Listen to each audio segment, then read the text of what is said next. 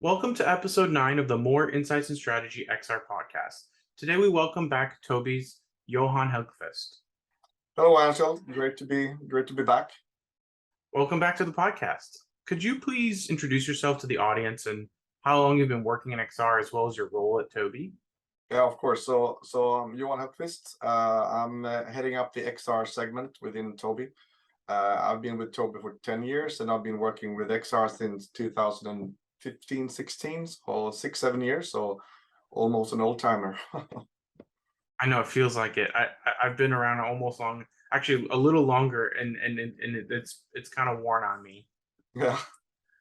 So one of the topics that we've talked a lot about in this time has been eye tracking, and suddenly it's become a popular topic of discussion within the XR industry.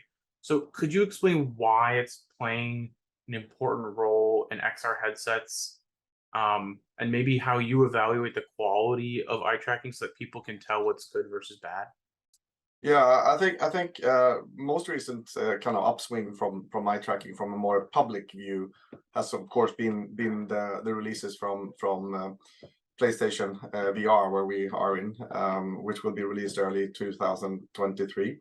I think what is becoming more and more clear, apart from the using eye tracking for user experience, it's also to use eye tracking for device improvement. And we've since some time also been using eye tracking historically to kind of understand human intention. But I think one of the big things that we see now is that beyond the social interaction and game interaction or application interaction use cases, we actually see that the device getting enhanced by eye tracking. I mentioned last time foveated rendering, where you render where you have your gaze in higher resolution to save power or to gain more graphical performance, such as PlayStation is doing in there. Another thing that is maturing is that you can also use eye tracking to kind of compensate for faulties in the headset, like distortion compensation, etc. And I think what's important when it comes to measuring what is important with eye tracking, because eye tracking is tough, and I think if you compare what is a good eye tracking and what is a bad eye tracking, it's in the eye of the beholder a little bit, but it has to be robust and with a good performance. So it may work well on you, but it may not work well on another person. So having a consistent uh, uh, performance over population coverage, because we have different eye size, we have different type of eyelashes, there's different ethnicities, there's makeups, etc. And to have that over a full population, that's what is hard with eye tracking. Just making an eye tracker that works in the lab for some, or for me, or for you, since we were trained on them, that's not super tough. But to have it working for everyone, that is super tough. And that's what we've kind of been working on. And we have also established a way to measure eye tracking and try to propose that in a consistent way. So you know what you get as a consumer when you have eye tracking. You can have an idea on how it was tested, at least some of the basic metrics. And I know that you talked a little bit about, some of the reasons for uptake, but do you see that like OpenXR implementing eye tracking within the standard may have also been a factor in helping it, get some uptake? I think everything that has to do with standardizing thing is good. And we've been driving OpenXR for quite some time. And I think OpenXR in itself has become adopted greatly, because at that lower level, there's no one interested in kind of owning that. Everyone Right. just wants everything to work. You have different parts where you have your ecosystem. That's where you're concerned. So I think being part of that main drive on actually everything is converging into using OpenXR and being part of that standardization is very important. And right now it's part of eye tracking that is standardized. We see that there will be more and more signals that will be kind of within the umbrella of eye tracking that will be standardized. Right now it's interaction gaze. Next step is probably foveated gaze, which is a subset and a specialization, and then onwards. And could you possibly summarize the benefits of eye tracking for people that are unfamiliar with the technology? I know you touched on a couple of them in the earlier question, but I'd love to kind of get a quick, perspective from you on that. Yeah, we say typically that we have three kind of main areas. One is the device performance, improving the device itself, adjusting the IPD, have foveated rendering working, having correct distortion corrections, and improving the device performance as such. The second one, which is maybe most talked about, is kind of when you track where someone is looking, you can also use that for enhance the immersive experience, whether it's eye contact, whether it's object interaction, whether it's kind of giving intent to something and act on that intent. And the third is kind of understanding the human beyond where the interaction part. Where did the user look? It can be used in training, it can be used in ads, it can be used in various ways, and that's one of the old fundamental business areas that we've been working on with Tobii. But those three areas, device, immersive experience, and understanding human attention, that's the main three benefits of eye tracking. What about security? I think security is a great, very, very important aspect, because if you know where someone is looking, you can say you look into the soul of a person. So when we have been and are driving initiative that we have, that is to drive to ensure that the user knows when her or his gaze is used for more than interaction or game enhancement. So that we call that data transparency policy. We also see that it's kind of when we have that in all our contracts, for example, with OEMs, that if you make an application that using eye tracking, that you need to adhere to those policies, and we have never had any issues to have those adopted. And I think since eye tracking is powerful in many ways, but I think the personal sensitive part is if you record eye tracking and use that after, and that's just like some other phone vendors are using that. I'm using this signal to do this. Is that okay? So you always need the user's acknowledgement. So that's what we drive, and we see that is kind of getting good adoption within the OEM and the developer ecosystem. And do you see authentication as another use case for eye tracking?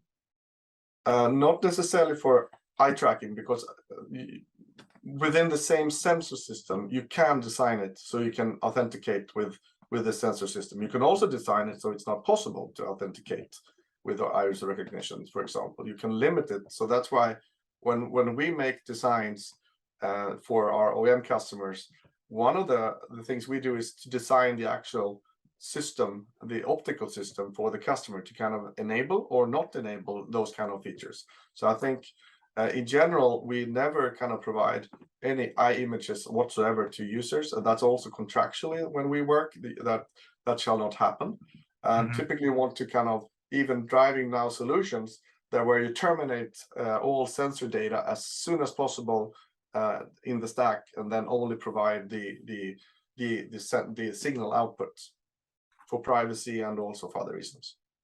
And you seem to, really go into a lot of the details of how you guys build these solutions and how you work with OEMs. So could you maybe explain what makes Tobii's technology different from other eye tracking solutions? I think it's a couple of aspects. I mentioned the population coverage. It is kind of really going from being a research tool to being a consumer input modality is a huge step. The most difficult you can do is actually work on consumer devices, because there's absolutely zero acceptance on when it's not working.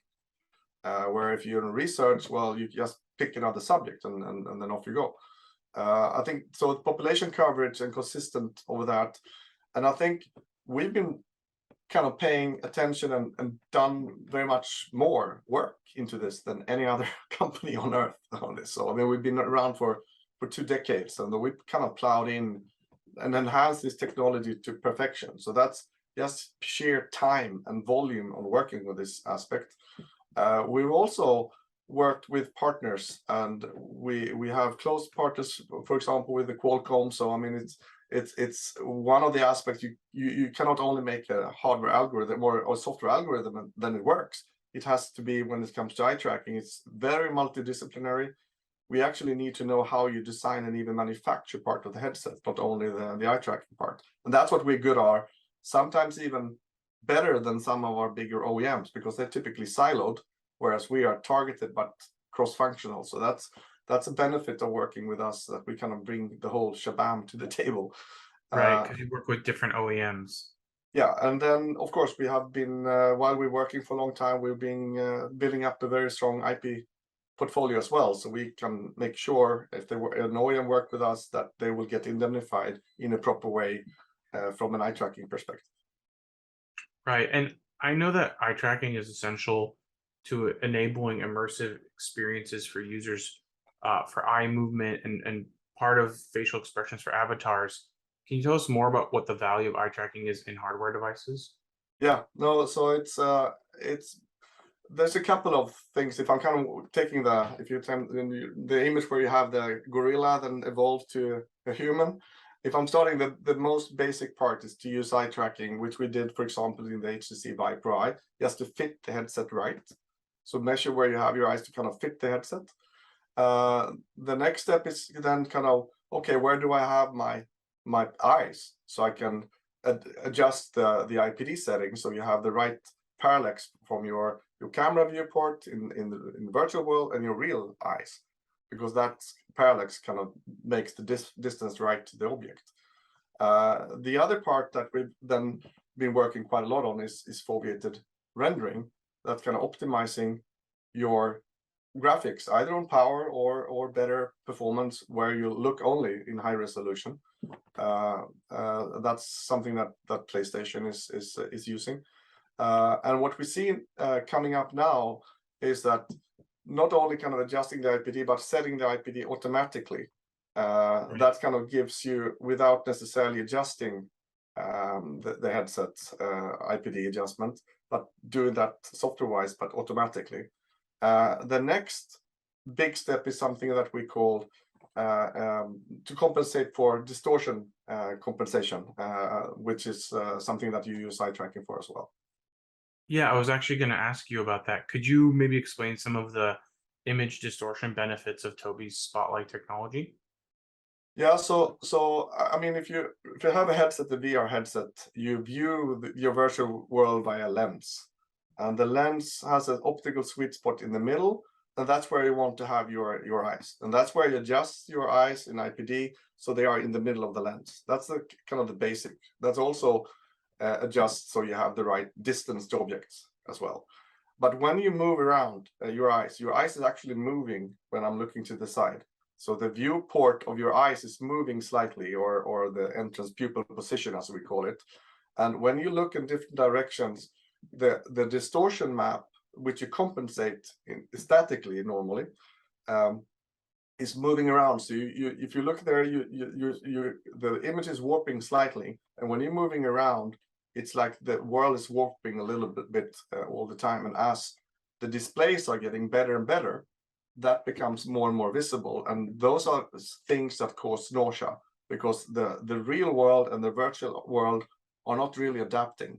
You can get used to it after a while, but as soon as you take off the headset, then you kind of go back a little bit to kind of get yourself to use, like the famous experiment when you turn off the upside down glasses, and after a few hours the brain turns the image right, and then when you remove the glasses, the world is upside down for a couple of minutes. But the same is with the distortion correction. So you want to dynamically change the distortion correction so the warping or the distortion is always correct. Okay. And that makes sense. I think especially as resolutions come up, that will become a bigger factor in the user experience, right?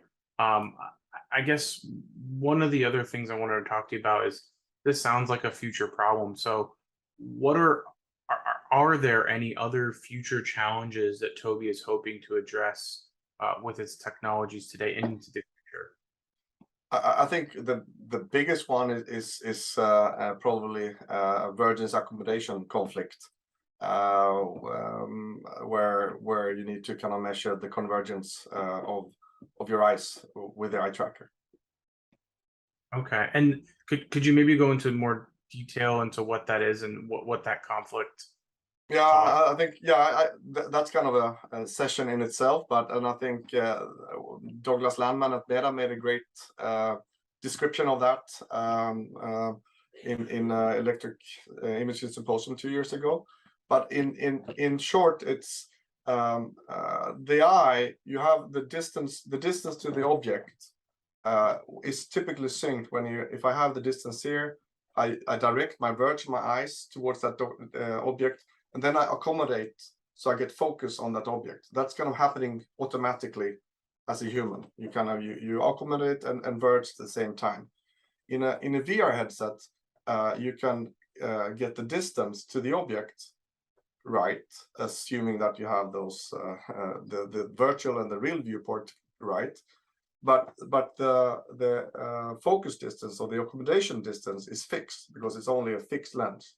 So when you, for example, looking at an object far away, then you always have perfect visuals. When you're looking at an object that is close, your brain will accommodate for that, but that's will not happen by the headset. So there will be short distance objects will be perceived as blurred. And this is a huge, just a practical example from me working in business and want to use virtual reality. If I'm doing something on a whiteboard, for example, a virtual whiteboard, am I close, then it will be perceived as blurred. And to that conflict when the brain and vergence and accommodation is synced, and when it's not in the headset, that's the accommodation conflict. I'm not sure it was super explainable, but Douglas make a great pitch there. Sure. And do you think that there's a chance that varifocal displays or light field displays could help to alleviate some of this? Personally, I think absolutely, and I think you need two things. You need a varifocal display or some kind of display system that can represent the focal distance in a more than one distance.